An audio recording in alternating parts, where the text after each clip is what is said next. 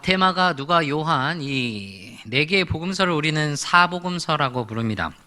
그 중에서 가장 분량이 적은 복음서가 바로 오늘 우리가 함께 나눌 마가복음이죠. 다른 세 개의 복음서는 20장이 훌쩍 넘어요. 그런데 이 마가복음은 16장으로 되어 있죠. 그래서 마가복음 1장에서부터 보면 이 마가복음이 상당히 간략하게 기록되어 있는 것처럼 보입니다. 네, 정보에 대해서 한 줄 혹은 두 줄 이렇게 기록하고 있는 모습을 볼 수가 있죠. 그러나 그 분량으로만 판단할 수 없는 어떤 독특한 것들이 마가복음에 있습니다. 일단 가장 먼저 기록된 복음서로 알려진 것이 이 마가복음이고, 그리고 샌드위치 기법이라든지 여러 독특한 문학적인 기법을 통해서 마가복음이 보여주고자 하는 것들을 보여주고 있습니다. 그럼 과연 그런 마가복음이 보여주고 하는 것이 무엇이냐? 마가복음 1장 1절은 이렇게 시작을 합니다. 하나님의 아들 예수 그리스도의 복음의 시작이라. 이것을 문장처럼 기록했지만 엄밀히 보면 이 1절은 마가복음의 제목이라고 할 수가 있습니다. 그러니까 하나님의 아들 예수 그리스도의 복음의 시작, 이것이 바로 마가복음의 제목이라는 것이죠. 그러니까 마가복음에서 보여주고 있는 것은 예수님께서 하나님의 아들이시며 그리스도, 즉 메시아이시며 그런 예수님에 대한 메시지를, 즉 복음의 메시지를 전하고자 한다는 것입니다. 오늘 5장의 본문을 함께 살펴보는데 그 앞장에 있는 4장을 보면 예수님께서 4가지의 비유를 하셨습니다. 씨 뿌리는 비유, 등불 비유, 자라나는 씨 비유, 그리고 겨자 씨 비유, 이 4가지 비유를 하셨어요. 그리고 이어서 4가지의 이적들이 기록이 되어 있습니다. 바람과 바다를 잔잔하게 하신 일, 그리고 군대 귀신 들린 사람을 고치신 것, 그리고 오늘 말씀의 2가지 이적, 바로 혈루증 여인을 고치시고 야이로의 딸을 소생시키신 것입니다. 4장 후반부에서 예수님께서 바람과 바다를 잠잠하게 하실 때 예수님께서 제자들을 책망하셨어요. 그러면서 거기에서 뭐라고 하셨냐면, 어찌하여 이렇게 무서워하느냐? 너희가 어찌 믿음이 없느냐? 라고 물으셨어요. 그리고 예수님의 그 이적을 보고 제자들이 두려워해서 또 말합니다. 무엇이라고 하냐면, 그가 누구이기에 바람과 바다도 순종하는가? 이 2가지 질문에 대한 답이 바로 5장에서 나타나고 있는 겁니다. 예수님께서 보여주시는 모습은 하나님께서 말씀하셨던 메시아의 모습이 당당하게 드러나고 있는 모습을 볼 수가 있습니다. 이사야 61장 1절과 2절에서는 이렇게 말하죠. 주 여호와의 영이 내게 내리셨으니 이는 여호와께서 내게 기름을 부으사 가난한 자에게 아름다운 소식을 전하게 하려 하심이라. 나를 보내사 마음이 상한 자를 고치며 포로된 자에게 자유를, 갇힌 자에게 노임을 선포하며 여호와의 은혜의 해와 우리 하나님의 보복의 날을 선포하여 모든 슬픈 자를 위로하되. 바람과 바다를 잔잔하게 하시면서 자연 만물을 주관하시는 하나님의 아들을 나타내신 주님께서는 귀신에 매어 갇힌 것과 같은 사람을 고치셨고, 그 사람이 주님께서 전하라고 하시는 그 복음을 전하도록 하셨습니다. 그리고 이제 5장 21절에서부터 2가지의 이적을 통해서 주님께서 누구신지를 다시 한번 나타내고 계시고, 또한 주님이 보고자 하시는 믿음을, 주님께서 요구하시는 믿음을 무엇인지를 보게 하십니다. 이번 주와 다음 주 이 2주간 우리가 이것을 함께 나눌 부분인 것이죠. 귀신 들린 사람을 고치시고 그곳에서 건너오신 예수님께 야이로라 하는 한 사람이 다가왔습니다. 이 사람은 회당장 중에 하나라고 말하고 있어요. 마가복음에서 사람의 실명이 거론된 것이 그렇게 흔한 일이 아닙니다. 야이로는 그 마가복음의 극소수의 사람들 중에 한 사람이었던 것이죠. 그러니까 특별하다고 볼 수가 있는 것이죠.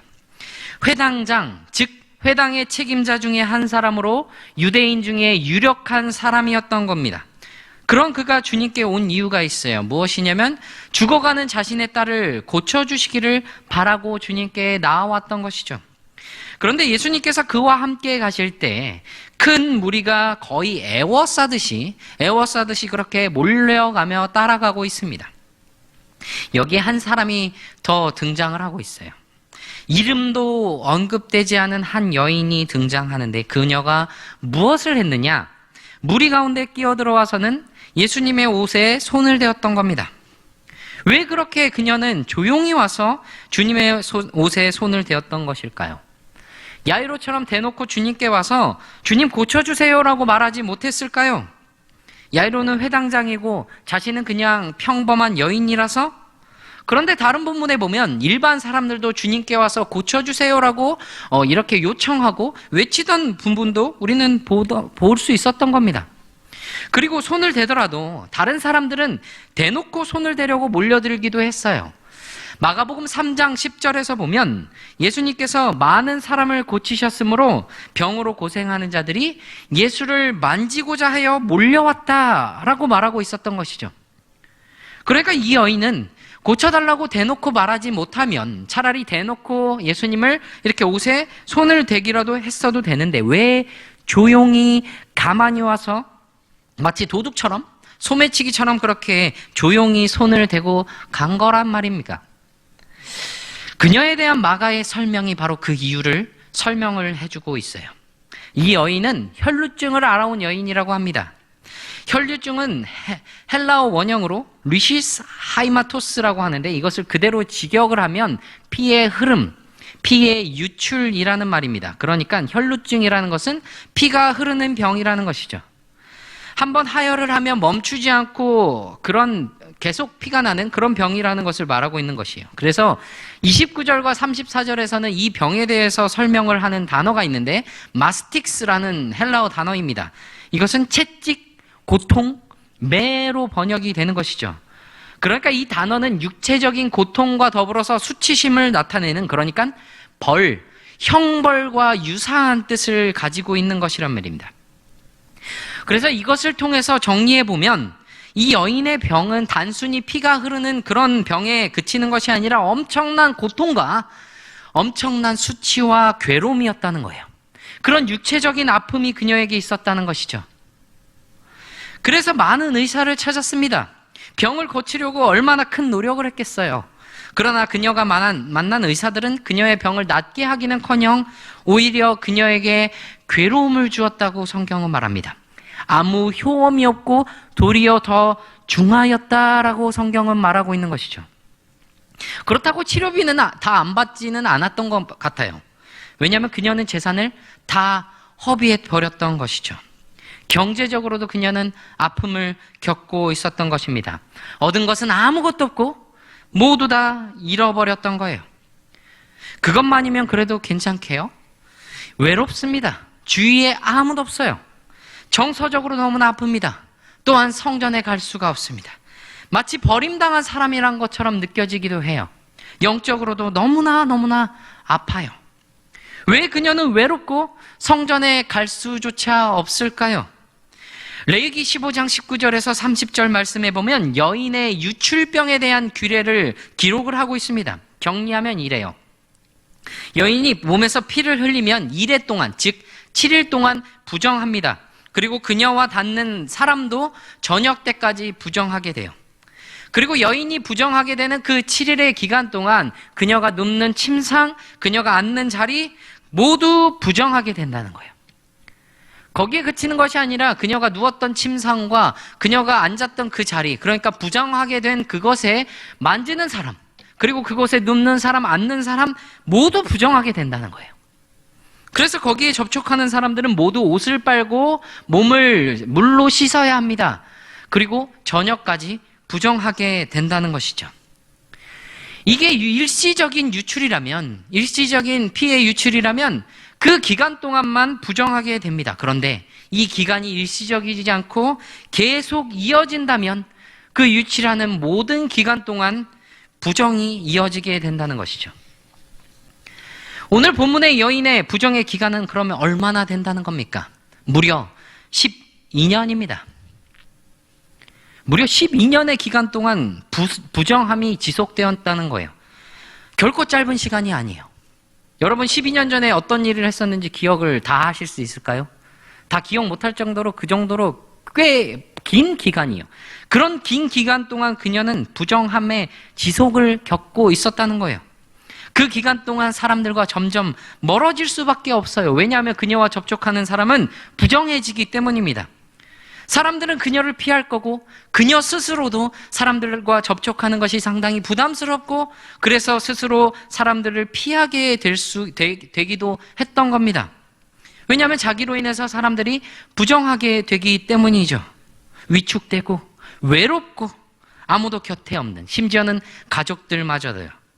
공동체에서 철저하게 그렇게 격리가 되어버렸다는 겁니다. 사회적으로 고립되고 정서적으로 너무 아팠다는 겁니다.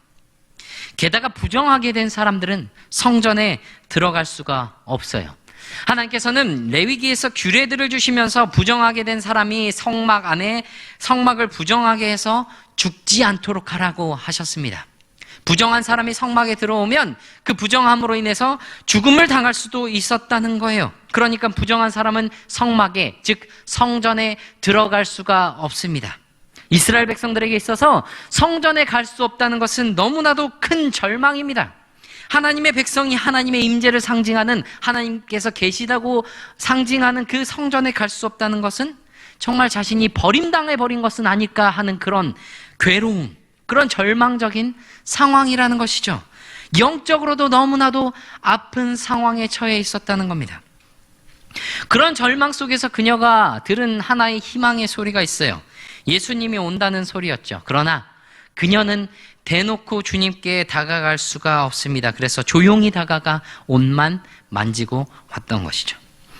그런데요, 지금까지 이야기했던 이 유출병에 대한 부정함을 보면 이 여인이 예수님의 옷을 만진 것은 어떻게 보면 정말 이기적인 행동입니다. 이 여인이 예수님의 옷을 만지면 예수님이 부정함을 입고 그러면 지금 적어도 그날 오후까지는, 저녁까지는 야이로, 죽어가는 딸을 고치기 위해서 왔던 그 야이로의 집에 주님이 갈 수가 없다는 것이죠. 자신이 예수님을 만져도 예수님이 부정해지지 않을 것이라는 그런 마음이 없었다면 이 행동은 정말 이기적인 행동이었다는 겁니다. 왜냐하면 부정의 법칙이 그래요. 학계 2장 12절과 13절에 보면 부정의 원리에 대해서 나타나고 있죠. 그 예시가 보여지고 있습니다. 어떤 사람이 옷자락에 거룩한 고기를 쌌어요. 거룩한 고기죠. 그런데 그 싼 옷자락이 떡이나 국이나 포도주나 기름이나 다른 음식물에 닿았다고 해서 그것들이 성물이 될 수 있느냐라고 묻습니다. 아니라고 하는 겁니다. 거룩한 고기를 싼 옷자락에 닿았다고 해서 그것들이 거룩해지지 않는다는 거예요. 그 반대라는 것이죠. 그리고 또 묻습니다. 시체에 닿아서 부정하게 된 사람이 그 거룩한 것들, 성물 중에 하나를 만지면 부정해지냐고 물어봅니다. 부정해진다고 말하는 거예요. 그러니까 시체에 닿아서 부정하게 된 사람이 거룩한 것을 만지면 그 거룩한 것이 부정하게 된다는 것이에요. 부정한 것과 부정한 것이 만나면 그거는 말할 것도 없이 당연히 부정한 것이에요. 이거는 뭐 생각할 필요도 없습니다. 그런데 부정한 것과 거룩한 것이 만나면 어떻게 된다는 것이죠? 부정한 것이 거룩하게 된다는 거예요? 아닙니다. 거룩한 것이 부정하게 된다는 거예요. 그것이 바로 부정의 원리라는 겁니다. 그러면 이 원리에 따르면 예수님께서 이 부정한 여인이 예수님의 옷에 손을 댔다면 예수님이 어떻게 되어야 합니까? 예수님이 부정해지셔야 된다는 겁니다. 그런데 어떻게 되었죠? 예수님이 부정하게 되셨나요? 아닙니다. 오히려 이 여인이 깨끗하게 되었습니다. 정함을 입게 되었던 것이죠. 이에 그의 혈루 근원이 곧 마름에 병이 나은 줄을 몸에 깨달으니라. 12년 동안 부정했던 이 여인이 그토록 바라고 원하던 정함을 입게 되었어요. 주님은 그런 분이에요. 그 어떤 부정도 주님은 정하게 하시는 분이십니다. 그것은 예수님께서 메시아이시기 때문이고 그리스도이시기 때문입니다. 하나님의 아들이신 예수 그리스도께서는 바로 그런 분이라는 거예요. 마가복음의 제목에서부터 말하던 예수님, 하나님의 아들 예수 그리스도, 주님을 만나면 그 모든 부정이 정결함을 입게 됩니다. 주님께서는 그런 그녀의 오랜 고통, 끝나지 않던 그 괴로움, 너무나도 깊었던 그 수치들 모두 끊어내셨습니다. 그리고 그 여인을 찾으십니다. 왜냐하면 오랫동안 원하던 나음을 엿은 이 여인이 조용히 물러가려고 했었기 때문이죠. 그 여인은 두려웠던 거예요. 무엇이 그녀를 두렵게 했었던 것일까요? 우리는 이 여인의 부정함이 결코 주님을 부정하게 만들 수 없고 오히려 이 여인이 정함을 입는다는 것을 말씀을 통해서 이미 알고 있습니다. 그런데 이 여인은 아니죠. 불안했을 수도 있습니다. 자신이 예수님을 만짐으로 인해서 예수님께서 부정함을 입게 될까 걱정을 했을 수도 있어요. 자신이 그 유대인들의 규례를 어긴 것에 대한 죄책감이 있었을 수도 있습니다. 자신의 그런 큰 재앙이 예수님께 전이되었을 수도 있었을 것이라는 그런 생각에 두려웠을 수도 있어요. 그러나 그녀가 두려워하며 떨었던 진짜 이유는 따로 있습니다. 그 이유는 오늘 성경에서 그녀가 자신에게 이루어진 일로 인하여서 두려워 떨었다라고 말하고 있는 겁니다. 그 놀라움과 존경심으로 인해서 두려워 떨었고 자신을 찾던 주님 앞에 무릎 꿇고 모든 사실을 아뢰입니다. 그럼 왜 주님은 이 여인을 찾으셨을까요? 책망하시려고 찾으셨을까요? 그것이 아니었습니다. 바람과 바다를 잔잔하게 하실 때 무서워 떨던 제자들에게 주님은 책망을 하셨어요. 믿음이 없다고 책망을 하셨죠. 그런데 주님께서는 이 여인의 믿음을 모든 사람이 보는 앞에서 드러내셨습니다. 예수님께서 보고자 하시는 믿음이 무엇인지를 나타내고 알려주고 계셨던 것이에요. 어떤 믿음이었을까? 돌아보면 이 여인의 목적은 치유였습니다. 예수님의 옷을 만지려고 했었던 것은 자신의 나음을 위해서였어요. 그녀가 들은 소문에 의하여 내가 주님의 옷에 손만 대어도 구원을 받으리라 그렇게 생각을 했던 겁니다. 자기의 그 병을 나음을 입을 것이라는 그런 생각을 가지고 갔던 거예요. 어쩌면 그녀의 행동에는 미신적인 믿음이 섞여 있을 수도 있어요. 아니면 예수님에게서 어떤 능력의 기운을 보았고 마치 생막의 제단처럼 만지는 그 모든 자들을 거룩하게 하시는 것을 보았을 수도 있습니다. 그러나 마가는 이것에 대해서 아무런 이야기를 하지 않아요. 오늘 이 기사에서 그녀가 정통적인 신앙을 가졌는지 그렇지 않은지에 대해서 어떤 평가도 하지 않습니다. 그저 예수님께서 보고자 하시던 제자들이 해야 할 중요한 것에 대해서 들려주고 계셔요. 27절 예수의 소문을 듣고 무리 가운데 끼어 뒤로 와서 그의 옷에 손을 대니 여인은 주님에 대해 들었습니다. 그리고 주님께로 다가왔습니다.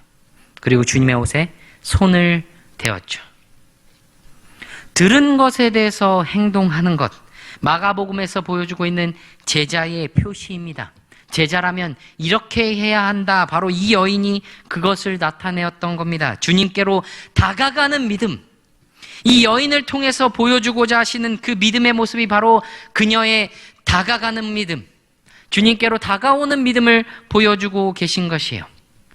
이 여인이 주님께 받은 것은 단순히 치료만이 아니었던 겁니다. 육체적인 아픔에서만 해방되는 것이 아니었다는 것이에요. 수많은 무리 중에서 그 여인을 찾아내셨습니다. 주님께서. 그리고 주님에 대해서 듣고 다가왔던 그녀를 부르셔서 인격적인 만남을 가지십니다.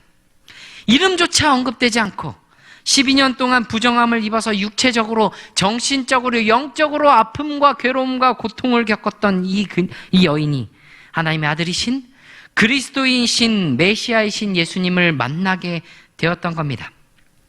그녀를 고치신 분이 누구신지를 분명하게 보게 하셨고 주위에 그녀가 누구인지를 공개적으로 나타내셨습니다. 그리고 주님께서는 그녀를 부르셔서 책망하지 않으시고 따뜻한 긍휼을 보여주십니다.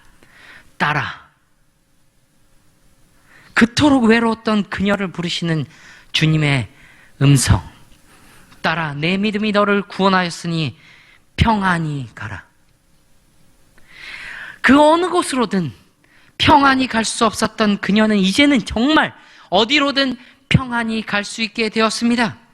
그녀의 믿음이 그녀를 그 큰 고통에서 벗어나게 했다고, 그 병에서 놓여, 그 아픔에서, 그 괴로움에서, 그 찌찍에서, 그 형벌에서 놓여 건강하게 되었다고 주님은 선포하셨습니다. 공개적으로 친히 선포해 주신 것이죠. 더 이상 외롭게 있지 않아도 됩니다. 공동체에 격리되어 있지 않아도 돼요. 무엇으로 말미암은 겁니까?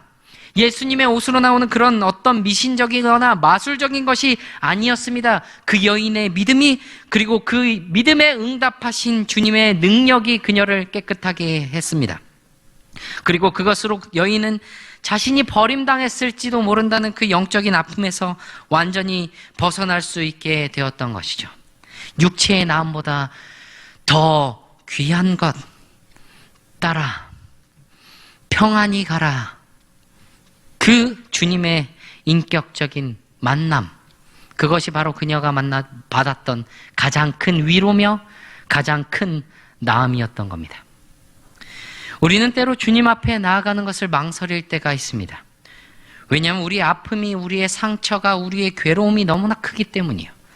혹은 우리의 잘못이, 우리의 부정이 너무나도 크기 때문에 주님 앞에 나아가는 것이 어렵습니다. 주님 앞에 차마 다가갈 수 없어요. 그래서 우리 스스로를 격리시킵니다.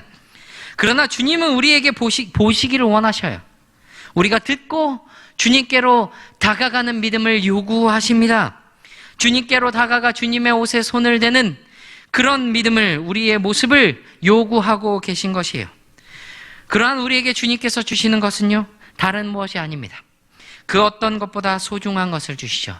주님과의 만남입니다. 그리고 그 만남을 통해서 모든 부정함, 모든 괴로움, 수치, 고통, 아픔들 다 깨끗하게 하십니다. 그리고 우리에게 말씀하시죠.